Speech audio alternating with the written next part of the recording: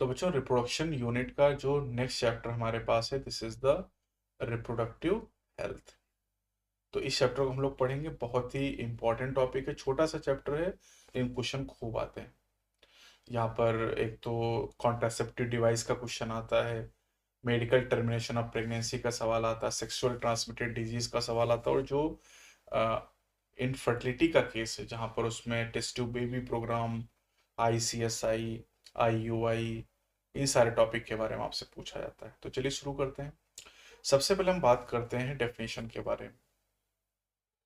तो world health organisation के अनुसार, यानी WHO के अनुसार, रिप्रोडक्टिव हेल्थ का मतलब होता है a total well being in all aspect of reproduction, that is physical, emotional, behavioural and social. ठीक है, फैमिली प्लानिंग की बात करें तो फैमिली प्लानिंग प्रोग्राम को शुरू किया गया 1951 में, और इंडिया वो पहली कंट्री थी जहां पर फैमिली प्लानिंग प्रोग्राम को एक नेशनल लेवल पे स्टार्ट किया गया था। अब जो फैमिली प्लानिंग प्रोग्राम है, इनको करंटली हमारे देश में reproductive and child health care programme यानी RCH प्रोग्राम के नाम से जाना जा रहा है।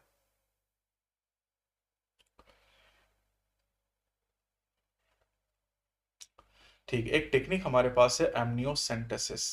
एमनियोसेंटेसिस टेक्निक का जो क्या होता है, एमनियोसेंटेसिस, एमनियोसेंटेसिस टेक्निक में क्या करते हैं कि जो डेवलपिंग फीटस होता है, अभी हमने पिछले चैप्टर में पढ़ा हुआ है, डेवलपिंग फीटस के सराउंडिंग में जो एमनियोटिक फ्लूइड होता है, उस एमनियोटिक फ्लूइड को निकाला जाता है, और उस एमनियोटिक फ्लूइड में जो फीटल सेल है उनकी एनालिसिस की जाती है, और एनालिसिस करके ये पता लगाया जाता है कि उस सेल के अंदर, अब मान लो 47 क्रोमोसोम सेल के अंदर है, तो बच्चे को डाउन सिंड्रोम हो सकता है। तो इससे हम जेनेटिक डिजीज पता लगा सकते हैं।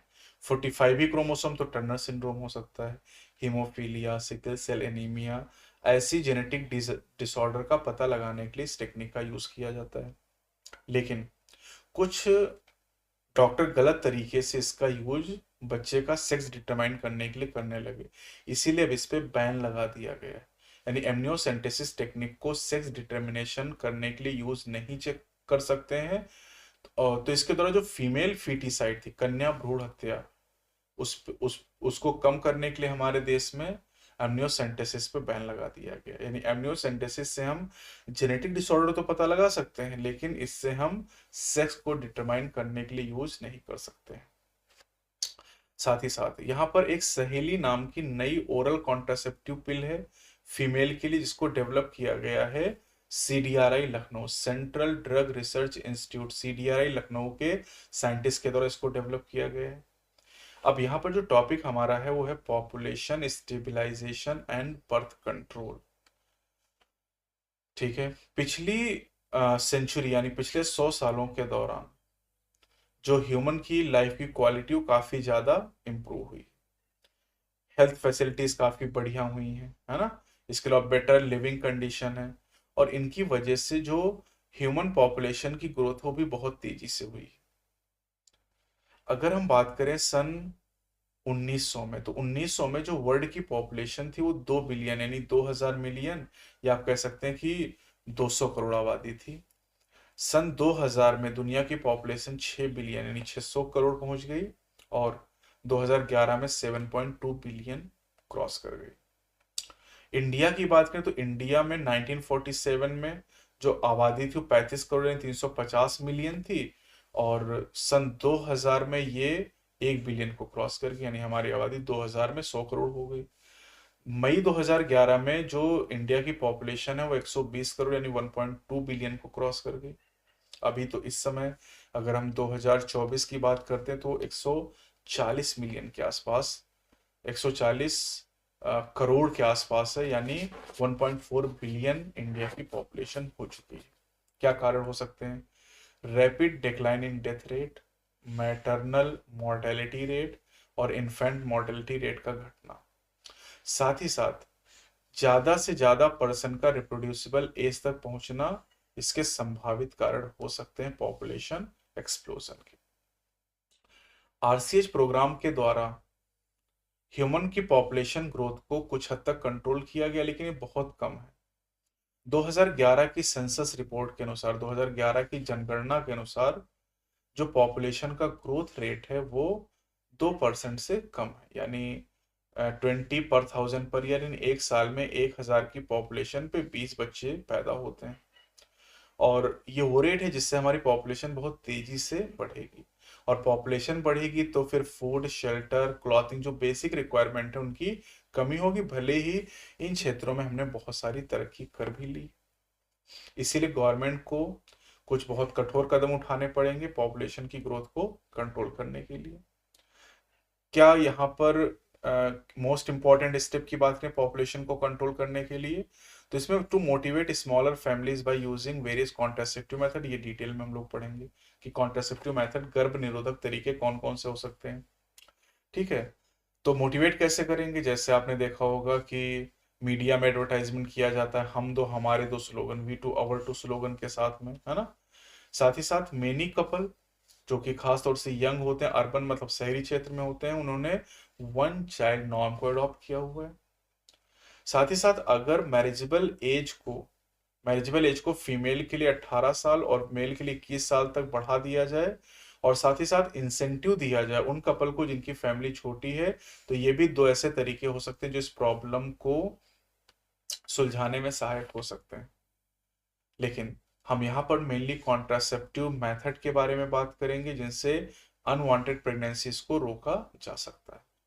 अब आइडियल कॉन्ट्रासेप्टिव कैसी होती है? आइडियल कॉन्ट्रासेप्टिव यूजर फ्रेंडली होनी चाहिए, इजीली अवेलेबल होनी चाहिए, इफेक्टिव होनी चाहिए और रिवर्सिबल होनी चाहिए, जिसके साइड इफेक्ट या तो ना हो या फिर बहुत कम साइड इफेक्ट होने चाहिए। साथ ही साथ ये जो आइडियल कॉन्ट्रासेप्टिव है, ये आइडियल तभी होगी जब ये सेक्सुअल ड्राइव, डिजायर या सेक्सुअल एक्ट में कोई भी इंटरफियर ना करे।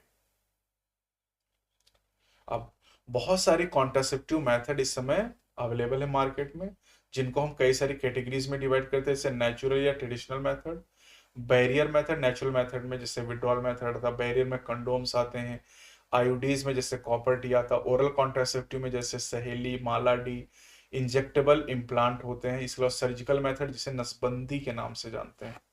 तो पहले नेचुरल मेथड की बात करते हैं। नेचुरल मेथड 3 तरीके के हैं, पीरियोडिक एब्सटेनेंस, विड्रॉल या coitus interruptus and lactational amenorrhoea, तीनों ही नेचुरल मेथड है।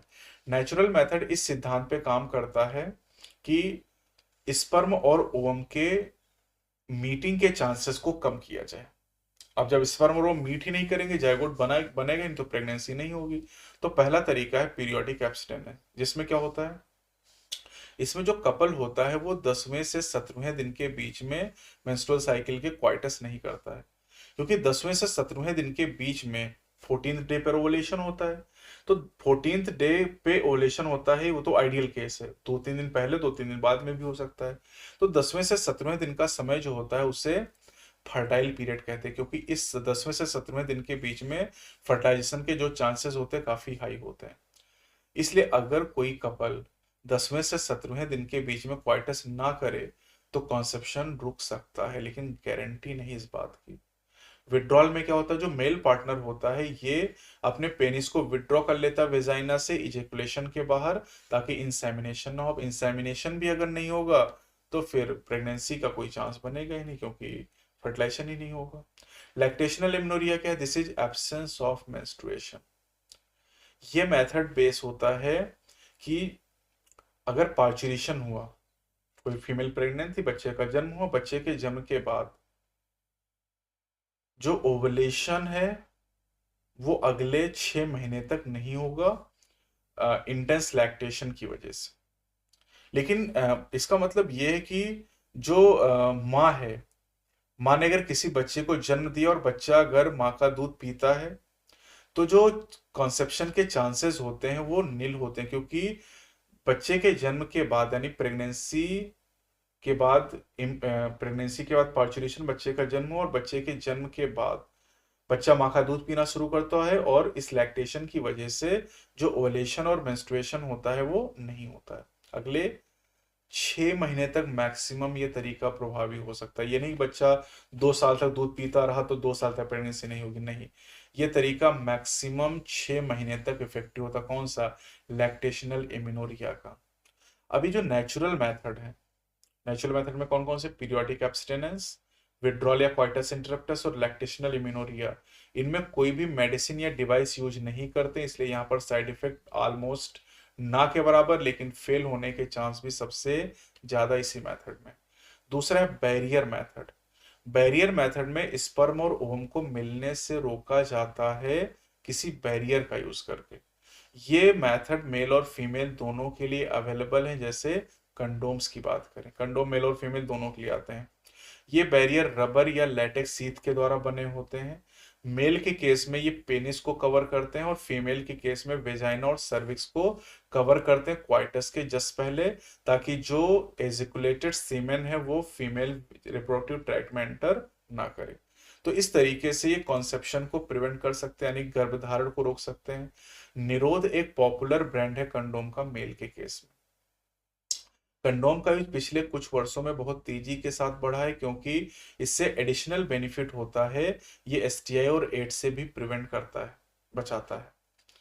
साथ ही साथ मेल और फीमेल कंडोम दोनों ही डिस्पोजेबल होते हैं, सेल्फ इंसर्टेड होते हैं और इसलिए प्राइवेसी भी देते हैं यूजर को।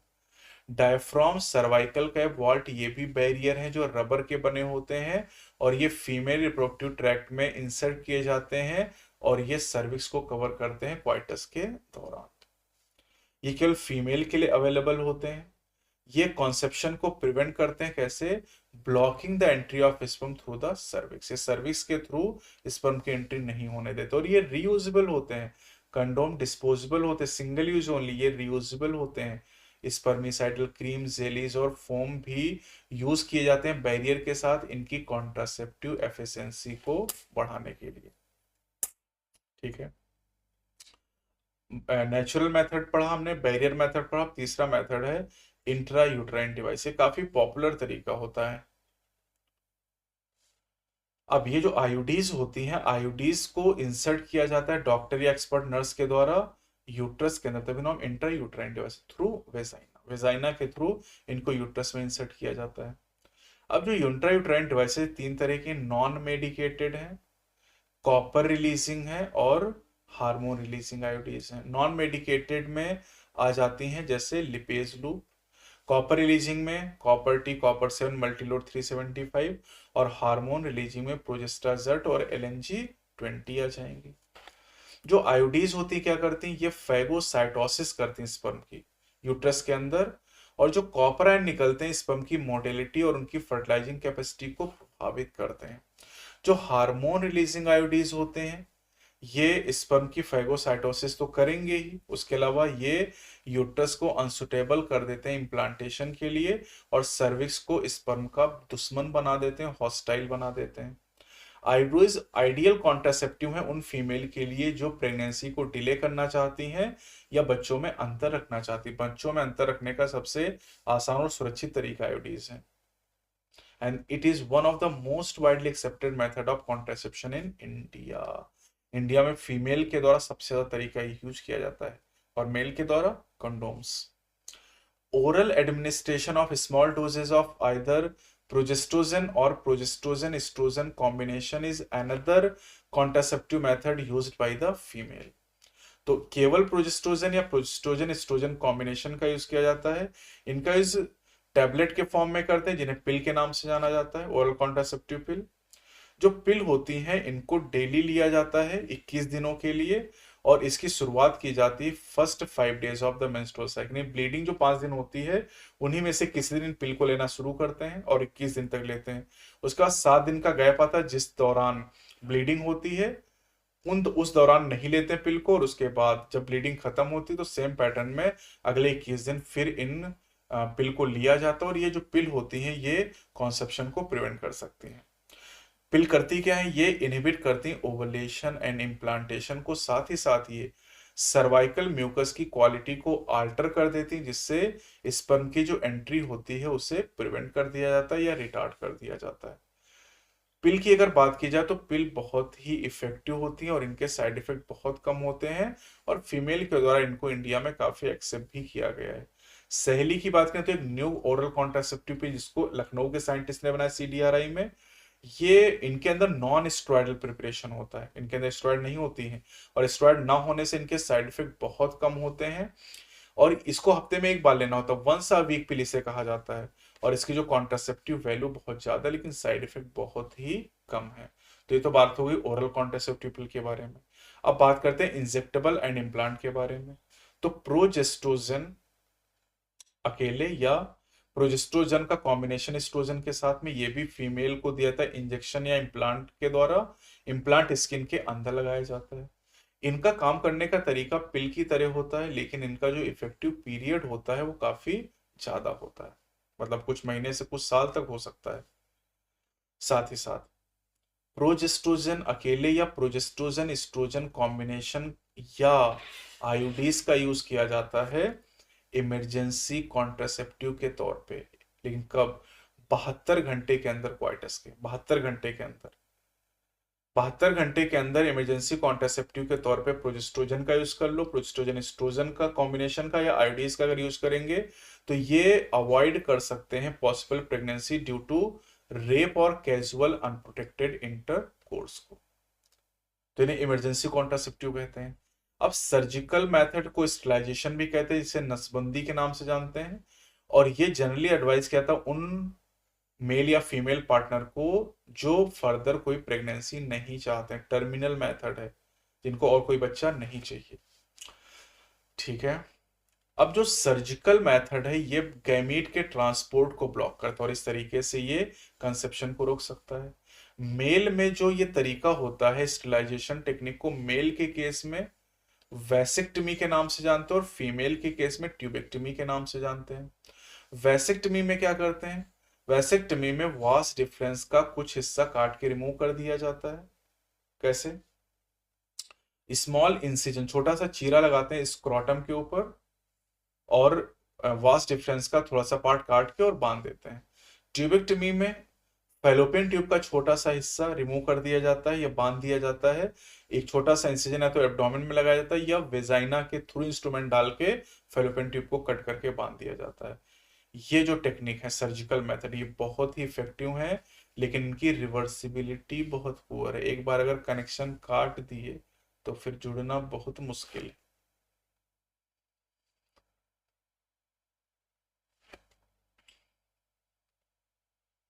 ठीक है। अब यहां पर अगर साइड इफेक्ट की बात करते हैं तो साइड इफेक्ट जो होते हैं वो बहुत कम होते हैं, साइड इफेक्ट बहुत कम होते हैं।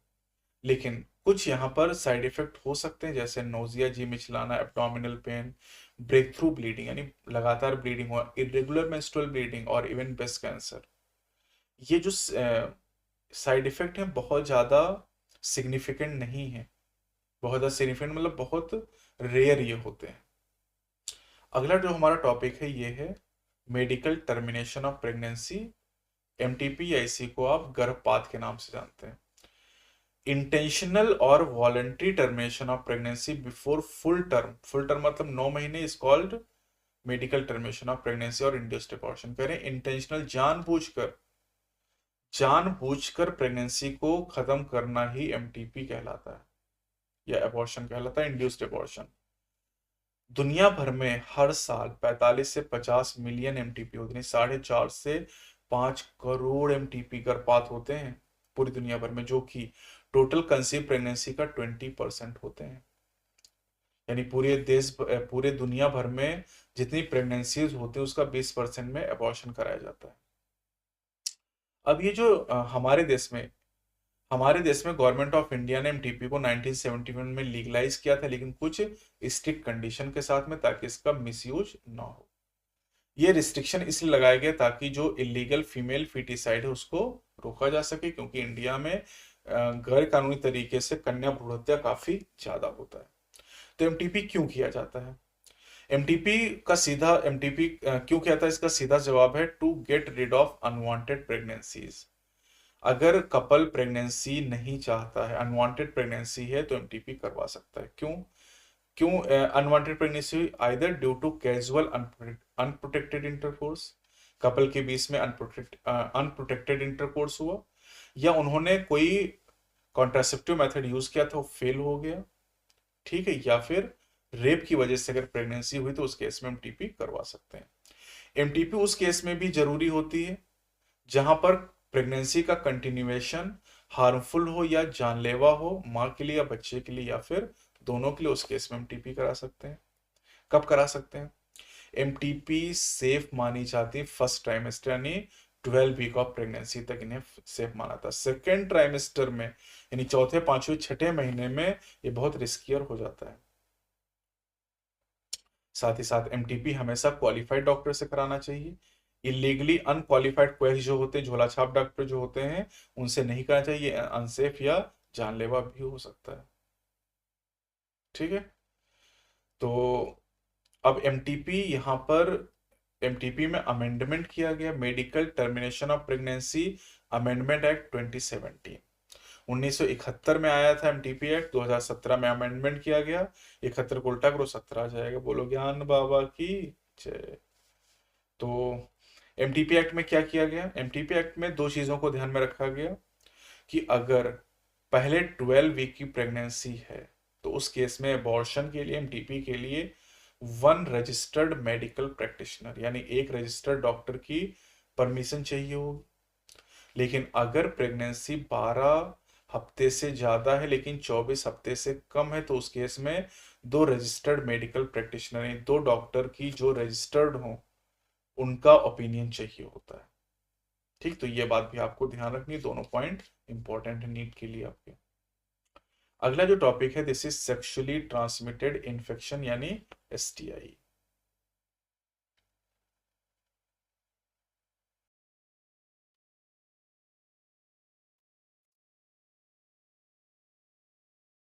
सेक्सुअली ट्रांसमिटेड इन्फेक्शन की बात करें तो इन्हें वेनेरियल डिजीजेस भी कहते हैं, वीडी, यानी आरटीआई, रिप्रोडक्टिव ट्रैक्ट इन्फेक्शन भी कहते हैं। ऐसी बीमारियां या ऐसे इन्फेक्शन जो सेक्सुअल इंटरकोर्स के दौरान यानी शारीरिक संबंध बनाने के द्वारा ट्रांसमिट होते हैं उन्हें सेक्सुअली ट्रांसमिटेड डिजीज कहते हैं। कौन कौन सी हैं? Gonorrhoea, syphilis, genital herpes, chlamydiasis, genital warts, trichomoniasis, hepatitis B and HIV, जिससे एड्स नाम की बीमारी होती है। अब इनमें जो एचआईवी इन्फेक्शन है ये सबसे डेंजरस है और इसका कोई इलाज नहीं है। इसको ह्यूमन हेल्थ एंड डिजीज में हम लोग पढ़ते हैं। ठीक है, अब जैसे हेपेटाइटिस बी की बात करें तो हेपेटाइटिस बी एंड एचआईवी ये दोनों इन्फेक्शन जो होते हैं ये सेक्सुअल ट्रांसमिशन के अलावा जो इंजेक्शन नीडल्स होते हैं उनको शेयर करने से, सर्जिकल इंस्ट्रूमेंट के द्वारा भी ये बीमारियां फैलती हैं। साथ ही साथ ब्लड ट्रांसफ्यूजन के द्वारा और इन्फेक्टेड मदर्स से बच्चे को ये बीमारी फैल सकती। कौन सी? एचआईवी और हेपेटाइटिस बी। अच्छा, हेपेटाइटिस बी, जेनाइटल हर्पीज और एचआईवी इन्फेक्शन, इनका कोई इलाज नहीं, ये नॉन क्यूरेबल है। इन तीनों के अलावा जो बाकी बीमारियां हैं वो कंप्लीटली क्यूरेबल हैं अगर उनका सही समय पे पता चल जाए और सही तरीके से ट्रीट किया जाए। जो शुरुआती सिम्टम होते हैं ज्यादातर एसटीआई के वो माइनर, बहुत कम लक्षण होते हैं, जैसे इचिंग होना, फ्लूइड डिस्चार्ज होना, slight pain, swelling in the genital region. और जो इन्फेक्टेड फीमेल होती हैं वो एसिम्टोमेटिक होती हैं, यानी फीमेल में कोई भी लक्षण शुरुआत में नजर नहीं आता है और इस तरीके से लंबे समय तक बीमारी का पता नहीं चल पाता है। एब्सेंस या less significant symptom in the early stages of infection and the social stigma, सामाजिक प्रतिष्ठा, प्रतिष्ठा की वजह से लोग एसटीआई का इलाज करने डॉक्टर के पास जाते नहीं, और जाते हैं तो इधर झोला छाप, उधर हर मंगलवार मिले, हर सोमवार मिले, है ना, ये इधर चले गए। तो पर्सन जो होता है ना वो टाइमली डॉक्टर के पास नहीं जाता है, ओझा ओझा के पास चले गए, है ना, झोला छाप डॉक्टर के पास चले गए, तो इससे प्रॉपर ट्रीटमेंट नहीं होता, जिससे बाद में कॉम्प्लिकेशंस बढ़ जाती हैं, जिसमें क्या हो जाता है, पेल्विक इन्फ्लेमेटरी डिजीज हो सकती है, पीआईडी, एबॉर्शन, स्टिल बर्थ, मरा हुआ बच्चा पैदा होना तो स्टिल बर्थ कहते हैं, एक्टॉपिक प्रेगनेंसी, इसका मतलब प्रेगनेंसी में जो इम्प्लांटेशन हो यूट्रस के अलावा कहीं और हो जाए उसे एक्टॉपिक कहेंगे। इनफर्टिलिटी हो सकती है, even cancer of the reproductive tract, ये सब कॉम्प्लिकेशन हो सकते हैं अगर सही तरीके से इलाज ना कराया गया तो। अब यहाँ पर अगर सबसे ज्यादा जो हाई रिस्क है एसटीआई होने का वो 15 से 24 साल के एज ग्रुप में बीमारी होने के चांस सबसे ज़्यादा है। इसी एज ग्रुप से आप सारे बच्चे बिलोंग भी करते हैं। तो अब कैसे बचा जा सकता है एसटीआई से? एसटीआई से बचने का तरीका है avoid sex with unknown partner और मल्टीपल पार्टनर। ज़्यादा समझने की जरूरत तो है नहीं। Always try to use condom during coitus. In case of doubt one should go to a qualified doctor. झोला छाप के पास नहीं जाना for early detection and get complete treatment if diagnosed with infection. आखिरी टॉपिक है इनफर्टिलिटी, नपुंसकता। नपुंसकता की परिभाषा पहले जान लेते हैं, जो कि समरी में एनसीईआरटी ने दी हुई है। क्या करें? इनएबिलिटी टू कंसीव और produce children even after 2 years of unprotected sexual cohabitation is called infertility. यानी कि अगर कोई कपल 2 साल तक अनप्रोटेक्टेड सेक्सुअल इंटरकोर्स करता है और उसके बाद भी बच्चे नहीं पैदा होते हैं, तो इसका मतलब कि वो जो कपल है वो इनफर्टाइल है, इनफर्टिलिटी हो गई वहां पर। ठीक, यहाँ पर डेफिनेशन दी नहीं एनसीईआरटी ने। अब जो इनफर्टिलिटी है यहाँ पर, इनफर्टिलिटी के बहुत सारे कारण हो सकते हैं। फिजिकल हो सकता है, कंजेनाइटल जन्मजात हो सकता है, डिजीज हो सकती हैं, ड्रग हो सकती है, इम्यूनोलॉजिकल और इवन साइकोलॉजिकल हो सकते हैं। ठीक है। हमारे देश में फीमेल को ब्लेम किया जाता है अगर किसी कपल को बच्चे नहीं होते, लेकिन ज्यादातर जो प्रॉब्लम होती है वो मेल पार्टनर के अंदर होती है। अब ऐसे कपल जो होते हैं उनके लिए इनफर्टिलिटी क्लिनिक होते हैं। इनफर्टिलिटी क्लिनिक में वो जाके अपनी जांच कराते हैं, और अगर कोई किसी बीमारी की वजह से बच्चे नहीं हो रहे हैं तो उसका ट्रीटमेंट किया जाता है। लेकिन अगर इनफर्टिलिटी क्लिनिक में करेक्शन पॉसिबल नहीं, इलाज नहीं पॉसिबल है, तो उस केस में स्पेशल टेक्निक है जिन्हें असिस्टेड रिप्रोडक्टिव टेक्नोलॉजीज के नाम से, यानी एआरटी के नाम से जानते हैं। अब एआरटी के अंदर test tube baby programme, ICSI, intrauterine transfer, ये सारी चीजें हम लोग पढ़ेंगे। तो सबसे पहले है इन विट्रो फर्टिलाइजेशन, आईवीएफ।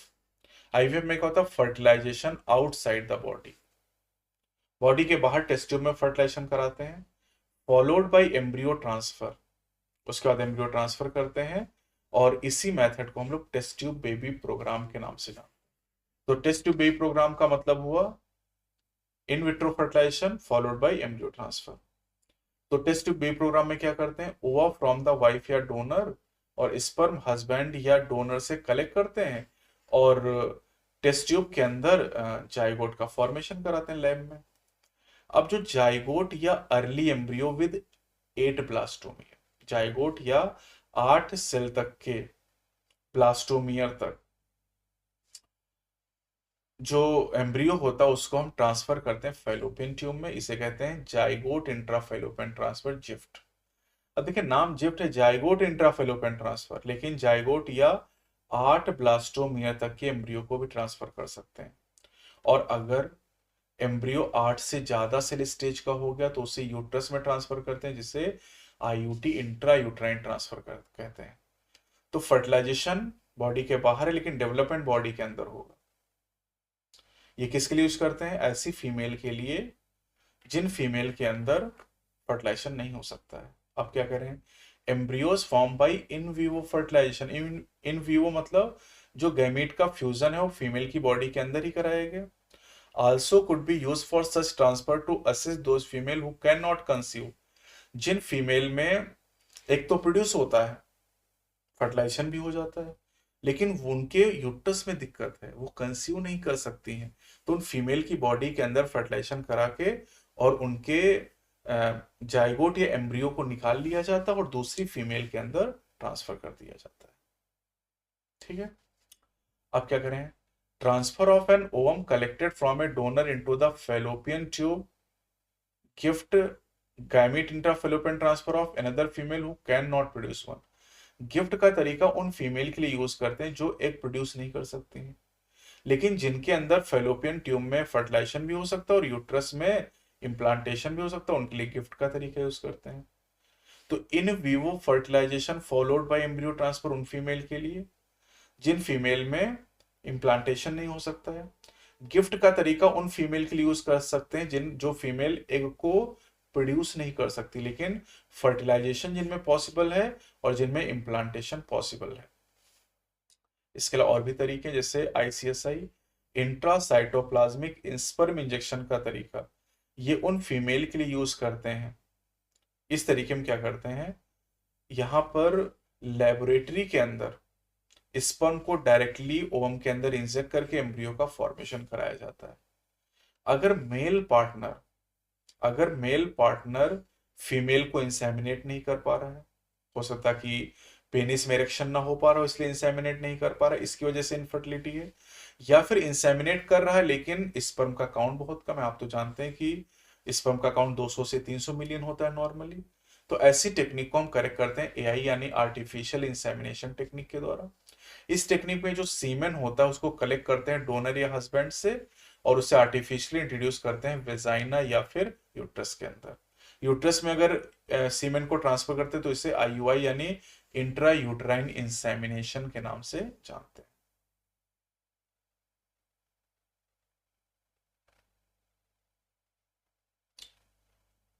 तो ये पूरी कहानी हो गई यहाँ पर रिप्रोडक्टिव हेल्थ के बारे में, और इसके साथ आपकी रिप्रोडक्शन यूनिट यहाँ पर कंप्लीट हो जाती है।